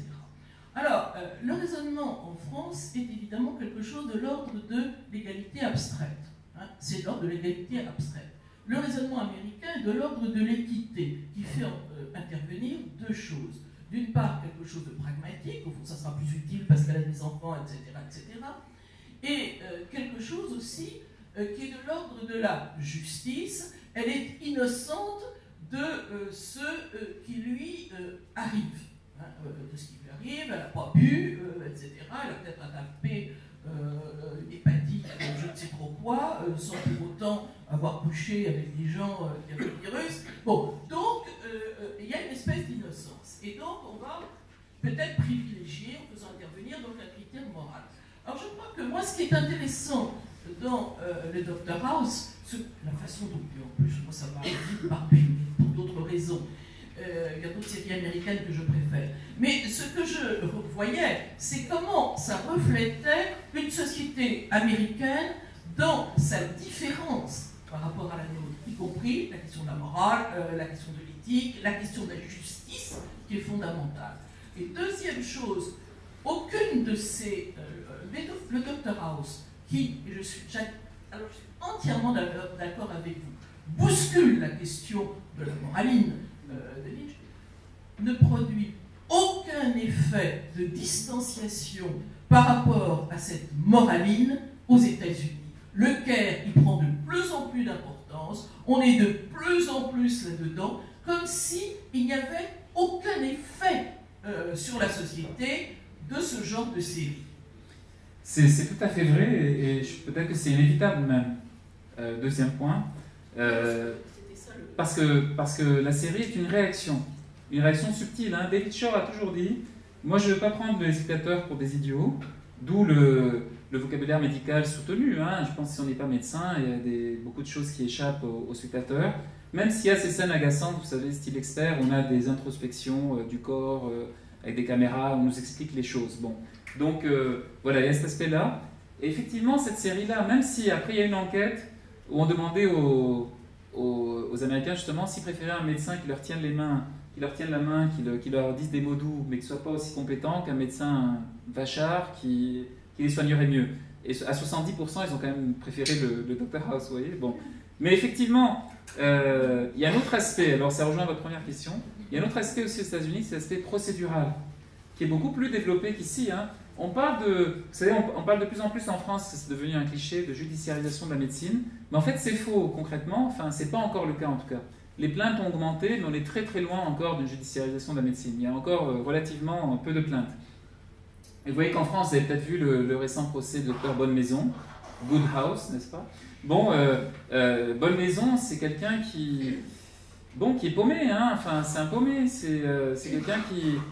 Même s'il a des raisons éthiques de faire ce qu'il a fait, il n'est pas bien dans sa vie, pas bien dans sa peau, et donc voilà, on devrait peut-être le signaler comme le copilote qu'on n'a pas signalé hein, avant qu'il soit trop tard. Donc vous voyez, après on peut toujours justifier ce genre d'acte par la compassion, par un rapport beaucoup plus personnel au patient, mais là pour le coup, il devrait y avoir une discussion éthique qui n'a pas lieu, vous voyez. Oui, non, mais la question que je pose, c'est qu'un Américain relativement cultivé regarde cette série, se marre souvent. Ça ne change rien pour lui, bien sûr. Ça ne change strictement rien. C'est ça qui est troublant.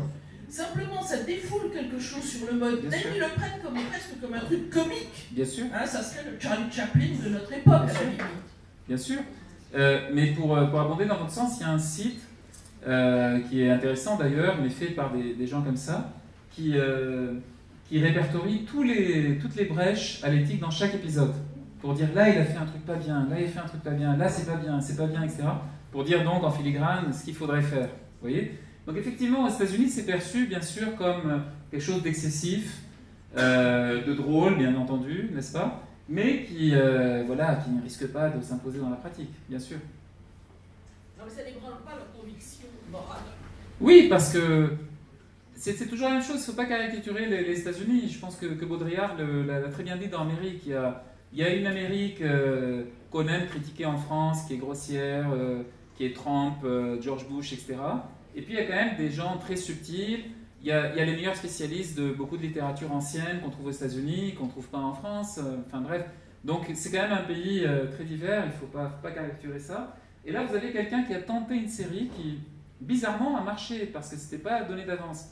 Comme je l'ai dit le 1er octobre alors à Bruxelles, des séries comme House, Breaking Bad ou Dexter ont eu cette originalité de mettre en avant un héros pas sympathique.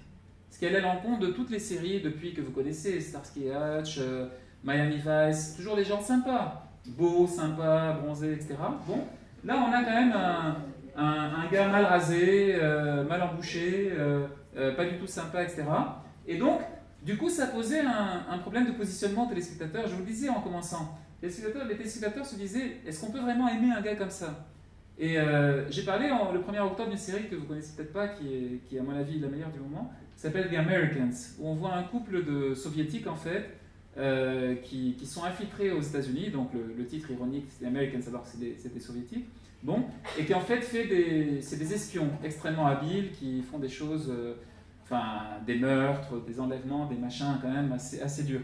Et à un moment il y a un spectateur dans le forum qui dit, bon il m'arrive de lire parfois ces forums, bon, pas d'y contribuer mais de lire juste, il y a un spectateur qui dit mais vous dites tous qu'ils sont sympas, vous ne voulez pas qu'on les attrape. Vous ne voulez pas que le FBI les attrape. Mais c'est des ennemis quand même, vous voyez?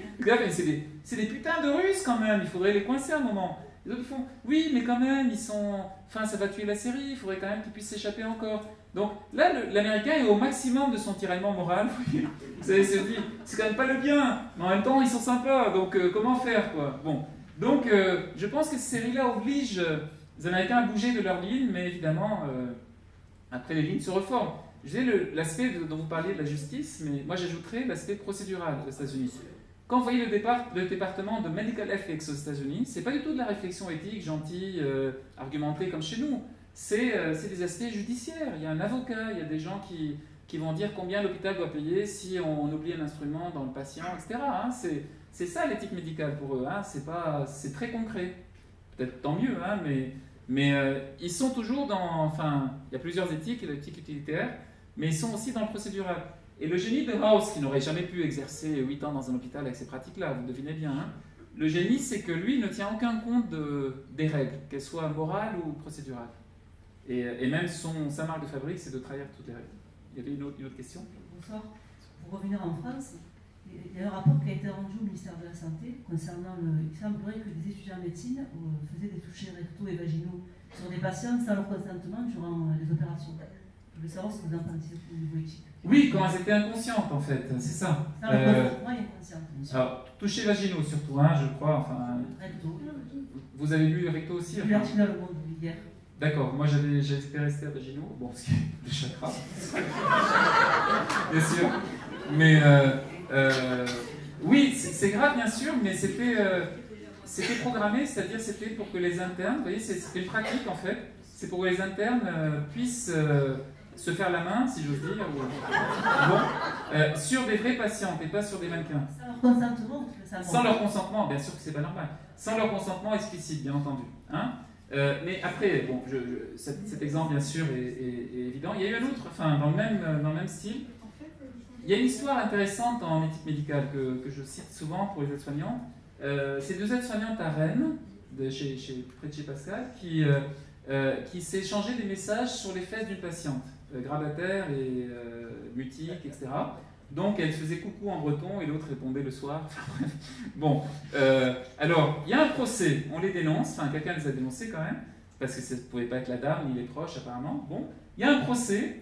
Et les 2 aides-soignantes, en toute bonne foi, ne voient pas la gravité de la chose. Ils disent, mais c'est une blague, on n'a rien fait de mal. Je précise en passant que House, à un moment, déplace un malade pour prendre son lit. Enfin, c'est un cadavre, en fait. Il fait tomber le cadavre. C'est une scène assez frappante, mais Cuddy n'est même plus étonné. Vous voyez, elle est dans une chambre où il est couché sur le lit, il regarde son feuilleton, vous savez, il regarde un feuilleton médical lui-même. feuilleton assez romantique d'ailleurs, General Hospital, bon. Et en fait, il a déplacé le cadavre par terre. Une autre fois, il regarde la télé dans la chambre d'un comateux et il pose son verre de whisky sur le comateux. Vous voyez, non, là encore, on ne peut pas faire ça. Ce serait impossible aux États-Unis, il y aurait des procès énormes, évidemment. Donc évidemment que ce n'est pas éthique, mais pour revenir au consentement, après, je n'ai pas eu le temps de développer ça, mais parce qu'il y a une critique du consentement éclairé, soi-disant éclairé chez House, qui est très intéressante. Mais pour revenir au consentement, après, quand on vous explique, la loi de 2002 dit ça, quand on vous explique un cas et que vous refusez de consentir, là, votre parole de profane l'emporte sur la logique médicale. C'est-à-dire, vous faites une décision idiote, hein, vous prenez le choix idiot de ne pas être opéré, par exemple, alors que l'opération va vous sauver la vie. Là, le médecin ne peut rien faire sur la loi française, parce qu'il doit respecter votre consentement, soi-disant éclairé, parce qu'il vous a expliqué, il vous a rappelé les faits, il a essayé de vous raisonner, rien. Donc, vous voyez ce que fait House toujours, c'est quand les gens disent non, ils n'acceptent pas le non. Et il y a un épisode qui s'appelle justement Informed Consent, où il y a une personne qui refuse d'être opérée parce qu'elle veut mourir, machin, et House l'opère quand même, ce qui est une violation totale aux États-Unis, on fait de la prison pour ça, hein, c'est pas juste qu'on est révoqué comme médecin, mais il le fait quand même en se disant quand je le sauverai, il sera reconnaissant. Donc vous voyez, il y a quand même l'ambiguïté du consentement, il ne faut pas s'arrêter, ce que je vous dis, bien sûr ce cas est grave dont vous parliez, mais il ne faut pas s'arrêter à des cas extrêmes comme ça, mais regardez le consentement comme principe. Bien sûr que c'est, évidemment, le consentement du patient, c'est très important, mais le consentement peut avoir aussi des effets pervers. C'est ça qui est intéressant, vous voyez, de voir une notion qui n'est pas l'autonomie du patient, c'est une bonne chose, en même temps, il faut être assez responsable pour assumer cette autonomie. D'accord ? Vous avez par exemple aujourd'hui, je termine là-dessus, mais des patients experts. On appelle ça des patients experts, par exemple sur des maladies chroniques, qui ont autant de connaissances sur leur maladie finalement, ou presque, que les médecins. Donc ces patients, parfois, moi j'en ai vu de mes propres yeux, parlent comme des médecins. Au point où une fois, je pensais que c'était un médecin, jusqu'à ce qu'un médecin le rapproche en lui disant « arrêtez de parler comme un médecin ». C'était un choc, vous voyez. C'était un patient. Donc qu'est-ce qu'il faisait ce patient-là? Il se dédoublait grâce à sa connaissance de la maladie. Il n'était plus un patient, il reprenait la maîtrise de sa maladie en parlant comme un expert, vous voyez. Donc voilà, pour la loi, pour tout le monde, c'est un patient autonome. Pour moi, c'est juste un patient dédoublé qui a l'illusion de maîtriser quelque chose, quoi, vous voyez. Donc l'autonomie, bon, je pourrais en parler des heures, parce que j'ai écrit là-dessus, mais l'autonomie, c'est aussi... vous voyez, moi je pense que House, il bouscule absolument toutes les valeurs. Le respect, l'autonomie, la dignité, on l'a vu, etc. Pour voilà, faire cet effet de vérité. Alors, ça marche un moment, mais après, on resserre un peu les règles, hein, mais c'est peut-être inévitable. Une autre question peut-être? Bonsoir. Moi, je voudrais juste savoir les scénaristes du Dr House, qu'est-ce qu'ils ont comme formation? Alors, il y a beaucoup de conseillers médicaux. Il y en a une dizaine, je crois. Il y a environ 20 scénaristes, il faut le savoir, pour chaque épisode. Et ils lancent des idées, exactement. C'est pour ça qu'ils se font plaisir dans ces trucs socratiques, vous savez, où tout le monde expose des idées, on les compare. Ça se passe exactement comme ça, en fait, paraît-il. Ils sont autour d'une table ronde. Ils balancent tous des idées, ils en discutent, ils les critiquent, ça va très vite, ça fuse aussi. Et là, il y a quelqu'un qui propose une idée qui est meilleure que les autres, on l'adopte, et c'est son nom qui apparaît en premier, parmi les autres scénaristes. Donc après, David Shore, lui c'est quelqu'un qui a vraiment suivi sa série. David Shore faisait une dernière relecture, il ajoutait des choses, d'accord, le créateur de la série. Mais il faut dire que cette série a été tournée par Bryan Singer, au début, hein, un futur grand réalisateur. Il y a des scénaristes de qualité qui ont fait d'autres bonnes séries. Bon. Donc aux États-Unis, on regarde ça, on regarde le créateur de la série et les scénaristes. Il y en a une vingtaine à peu près, dont plusieurs conseillers médicaux, qui vont rendre l'histoire plausible, avec cette limite, vous savez, à la crédibilité de la série, enfin médicale. C'est quand même des abrutis qui sont amusés à montrer les incohérences médicales. Évidemment, ce n'est pas une série qui se veut réaliste médicalement, même si toutes ces maladies rares existent. Parce qu'on est parti de vrais cas, vous voyez. C'est des conseillers médicaux qui proposent des zèbres, comme on dit dans la série en anglais, c'est-à-dire des... House dit à un moment, quand vous voyez des traces de galop, vous avez pensé à un cheval. Voilà ce que va faire tout médecin, il va penser à l'explication première. Quelques-uns vont chercher des zèbres, c'est-à-dire le truc inattendu, d'accord?